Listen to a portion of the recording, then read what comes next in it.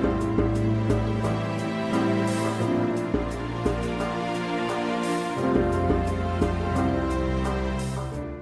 day, viewers. The chemistry teacher for the UTME class. Introduction to Chemistry, UTME class.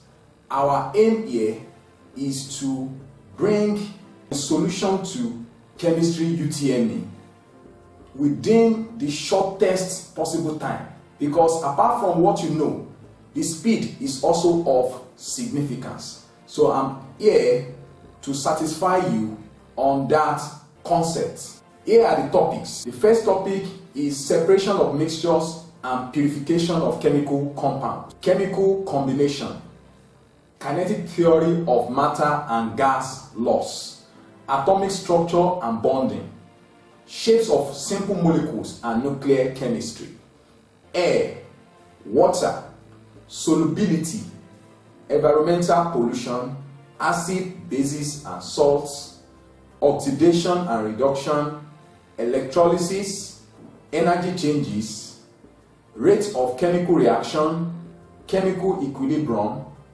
non-metals and their compounds, metals and their compounds, organic chemistry. I listed 19 topics in relation to the chemistry as far as UTME class is concerned.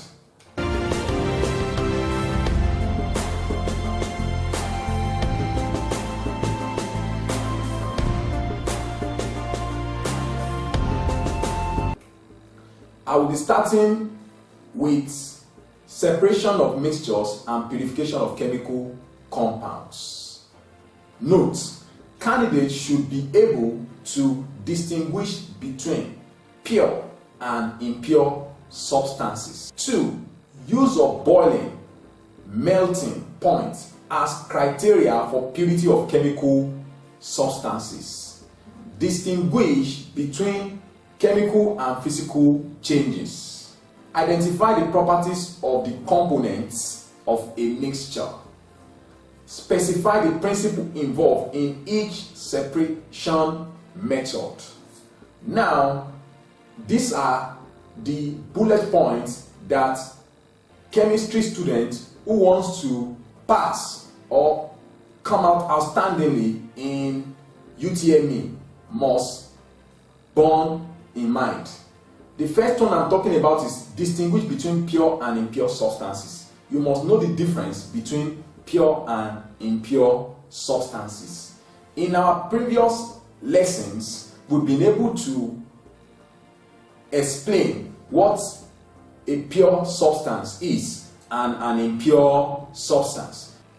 Differences between pure and impure substance. The major difference between pure and impure substance is that a pure substance is one which cannot be separated into any kind of matter by physical or chemical process, while impure substance contradicts that. That one can be separated, but a pure substance cannot be separated. So that is the major difference between a pure substance and impure substance. And also, impure substance contain high level or high extent of impurity, but a pure substance has insignificant or no impurity. Now, we can also use some measures or some principles as criteria for purity of chemical substances. This can be the use of boiling points and melting point. Those are the two parameters that are used to ascertain the criteria for purity of chemical substances.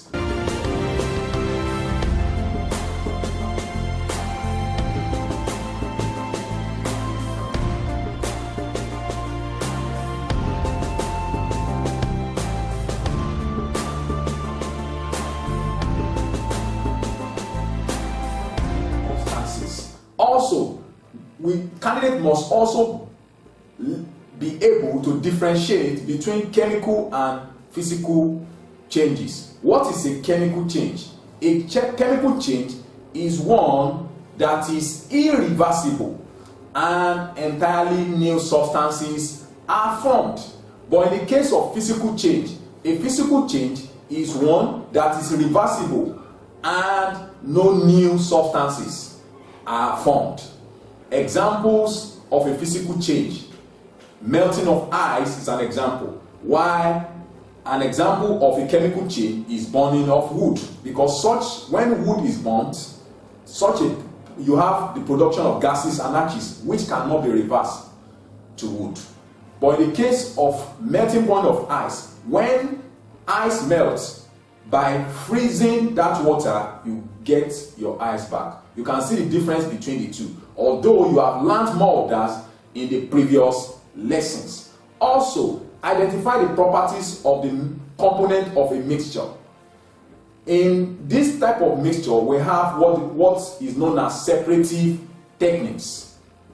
We have the sieving, we have the magnetic separation, we have the centrifugation, we have decantation, we have filtration, we have sublimation, we have distillation, we have fractional distillation, we have crystallization, we have use of separating funnel, we also have chromatography and evaporation, etc.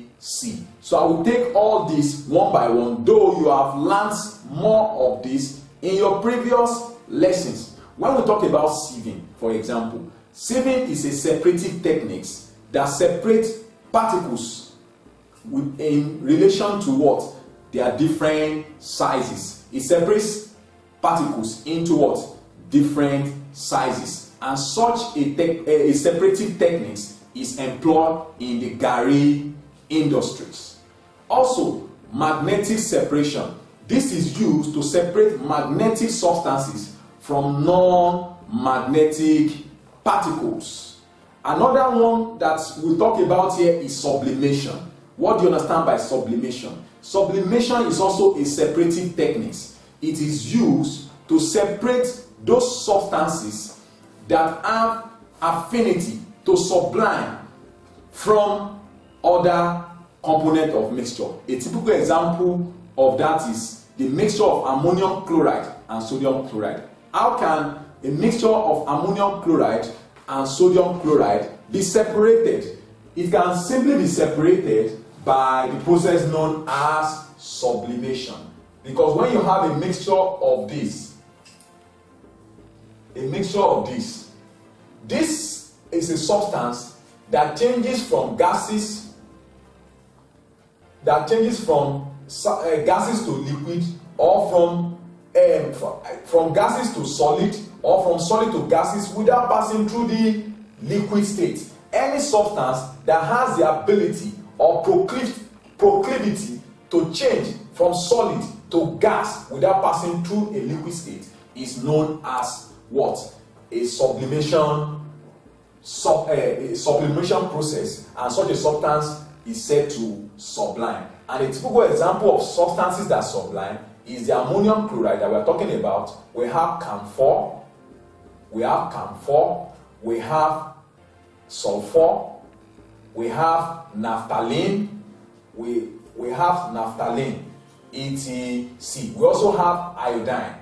Iodine is also an example. So anytime you have all these substances in any mixture, when you subject such a mixture to sublimation, any one of them will go. So in regards to this, the mixture of ammonium chloride and sodium chloride,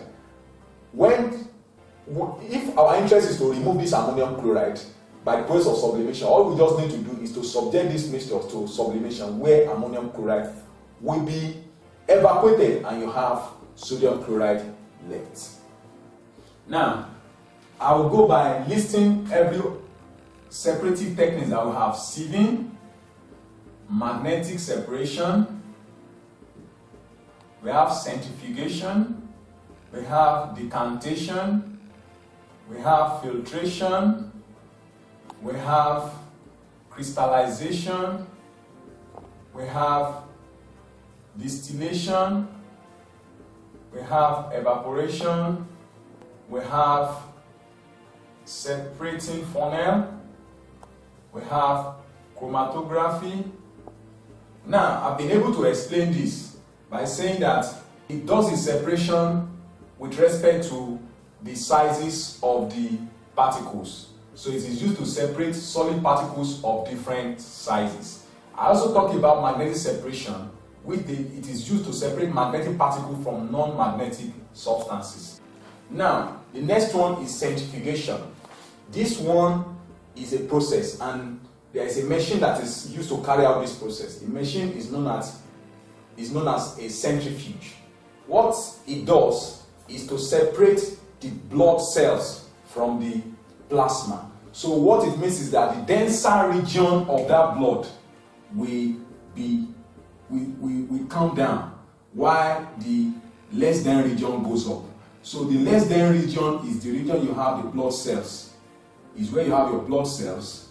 Then the lower region, that's where you have the plasma. So what this process does is to separate blood cells, which is lighter,